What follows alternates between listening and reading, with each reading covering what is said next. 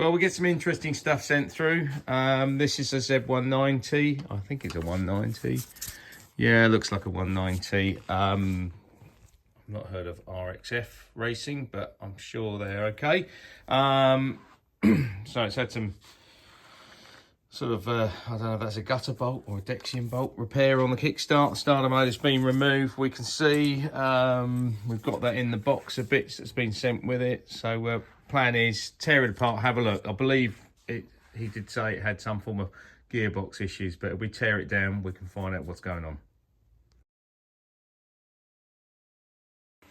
Right, pull the cover off, and we have got a large amount of abnormal swarf floating about in the bottom end. That would indicate something's let go, but also someone's been in here. It's always a nice detail work here, chopping into the oil pump. Yeah, you can see in the bottom there we've got a lot of debris in the below the oil pump, and that's another reason why we don't fit magnetic sump plugs, is because you're attracting swarf directly under the highest flow of oil under the pickup, so it will gather X amount of swarf, and then the pump will literally suck it up when the magnet can't hold it anymore and pull it through the pump. So hence why we say don't use a magnetic sump plug. But you can also notice here, if I can get it to zoom in, we've had some damage to the selector pull bolt, and if we look here, the kickstart teeth are chipped quite badly, but there's no circlip. It's missing on the end of the shaft, so that's been colliding in the back of the clutch basket and into there. So that means that they've probably not got the shim in the other side of that. That's why it's rubbed into it. So we'll pull it apart a bit more and see what else we find.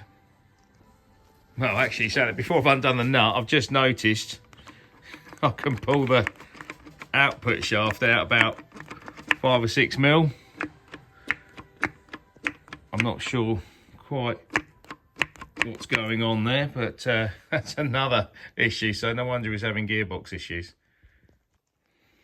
Well, here we go. So the issue with the input shaft floating around is due to the fact that it's only got the dog washer which locks the main thrust washer in here, but the thrust washer's missing. It's not there. But also the fact is we've got that amount of end float, which I've never seen before. So something's probably more likely what it's done is it's pulled a circlip off on the input shaft, which is allowing me to pull that right out. So it's obviously popped it down the shaft or something like that. Normally what happens is when people don't get this in right, and when you pull the clutch, it pushes that too far in and jumps the circlip off. So we'll see that in a minute when we get it apart. And there it is.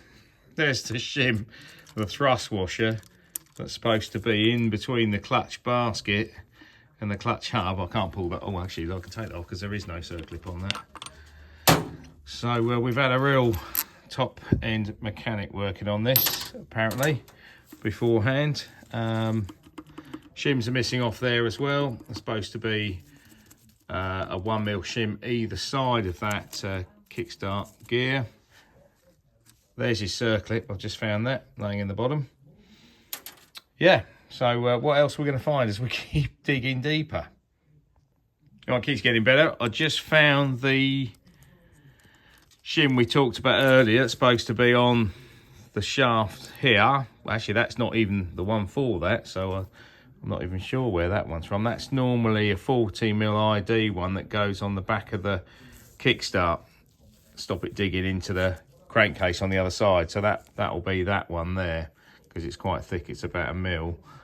That was on the end of the crankshaft, which is not supposed to be there. It's supposed to have a spring type washer like that, which is a cone washer, quite a heavyweight one, to retain that on. So here we go. More, what else will we find?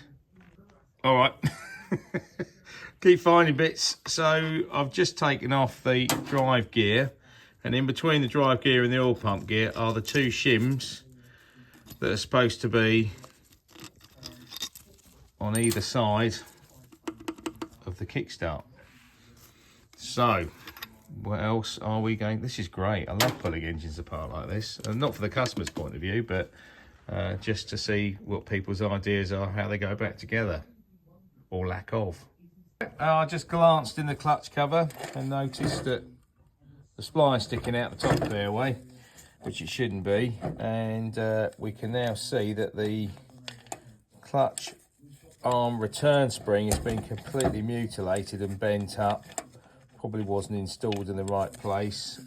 Clutch push rod, a bit worn on the end. They're quite soft, so we put the extra hard ones in when we build it up. Yeah, so that's going to need a little bit of work to get that out, because it's been completely chewed up down there, if you can see that. Yeah, right, so that's everything we've diagnosed in the clutch cover side. We've yet now to do, I'll do the generator side next, and we'll have a look in there, and then we'll get the top end off. Okay, so she's off. The flywheel we've pulled off. The flywheel nut wasn't tight at all. The flywheel has been attempted to get off in the past, and someone's really quite mullered that. And the same with the starter gear and spread clutch centre hub. That's really quite some damage on it.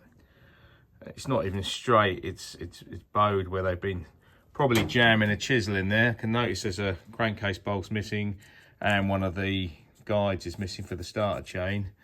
The neutral switch wasn't even tight. That was sort of, you know, hanging out really. It was only sort of, I suppose it was 3 threads from, you know, being loose. You know, it's been backed off, whether someone hadn't bolted it in properly or Loctite it. So that wouldn't help, because the shift drum would just be traversing, you know, left and right. So you've got to always make sure when you put the neutral switch in, clean them up, Loctite the bolt in the middle and do them up tight, so they can't ever come undone and float. That we do find them loose quite a lot of the time. So I'm going to try and get the back plate off, and then we'll get the top end off. Well, everything looks good in here. There's no trauma. The taper on the end of the crank doesn't come out well on the film, but that's okay. Woodruff key is got enough bite still. Yeah, nothing untoward inside of there, so I don't think anybody's got in this far before. So, right, top end.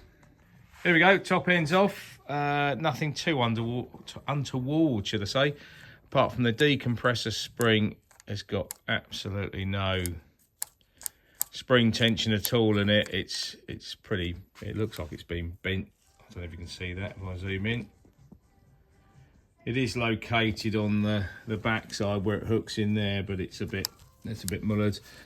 Inlet valve clearance is 0. The exhaust has got a bit of clearance. Cam chain tensioner seems okay. It is out a long way. You can just about see the foot. So it's probably someone's had it apart and maybe put it back in. So it's, yeah, it is a bit tight, to be honest with you. So anyhow, we'll pull the head off next. Okay, so cylinder's off. Piston has got X amount of wear in it. It's not horrific. I haven't checked the ring gaps yet. The bore's got minor scoring in it. The cylinder head inlet valve seems to be leaking quite considerably. And you see that leak straight away. I haven't tried the exhaust yet. Let's dry that off. Quick dry off. If I can film it in a way that we can see it. Exhaust is good. So passed the fluid check there. Still got to pull the bottom end apart. That's the next job. Here we go. Covers off. We can see straight away. This has got, from a previous video, we've shown you that if you use the YX160 gasket, you end up with a void there, and oil does go up through there, bypassing a lot of the breather snail system where it's supposed to breathe up through there, and you end up with them pushing oil out, because that's a direct passage into the chamber. It doesn't give you the chance for the oil to drain back down. So keep your eye on that. Well, can't see a great deal up with the gears yet. I think a lot of their problem was the fact that it let's kickstart shaft out. Yep, there's the missing shim. It wasn't we found that on the end of the crank. It's supposed to be between there and there. yeah, gears wise, there's no teeth missing. I'm gonna get them out and have a look. See if we can examine them, see how much wear we got on the selector forks as well. But I do believe that most of his problems were in the fact that the, if you like, the dog shim, as we call it, wasn't in place, and it was allowing that shaft just to move massively. And it's probably, as I say, pushed the circlip back. Actually, we can have a look at that now. Take that off. Oh, there you go. Yep. So it's pushed the circlip back, and that's where, if you haven't got that in, when you pull the clutch in, it pushes the whole shaft back, which then derails the circlip on the first gear on the input shaft. Yeah, the gear's laid out. As I say, we established that's the main issue. Of that circlip has been pushed down. It's also had an excessive amount of wear on the selector forks. As you can see, it's been digging in to the back part of the fork there. Other sides are not too bad. A little bit on the inside of that one. So this, we wouldn't attempt to change the forks only. We would just do new selector barrel with forks and a pair of clusters in here. It's no ever point in, you know, sodding around with them. You've just got to change the lot together, and then you're not going to have any issues with them, you know, jumping or missing gears. So our plan is now to clean everything up properly, examine everything, and yeah, well, look, we just launched it all in a box because it's all got to be properly cleaned, and then go from there. And also, look, if I pull this out of the way, there's an awful amount of debris in the bottom, sludge, swarf, and that's half the reason we put that magnet in the bottom, because it will pull out any of the gearbox swarf and hold it, you know, in the clutch cover away from the oil pump, stop that going around the motor at least. Right, clean up next. So just getting ready to clean everything up, take the gaskets off, bearings out, etc. And then I came across and noticed that a great big piece of the crankcase has been smashed out, and at some point it's had trauma up there, where obviously the bearings either broken up or they've had the wrong. We've seen it where they put a 15 bearing in, a 15 shaft, should I say, and a 16 bearing. It's allowed us to float around that amount. So that wants a new right-hand crankcase. It should look like that. As you can see, there's quite a lump missing. So going to have to inform the customer on that one and see what his thoughts are.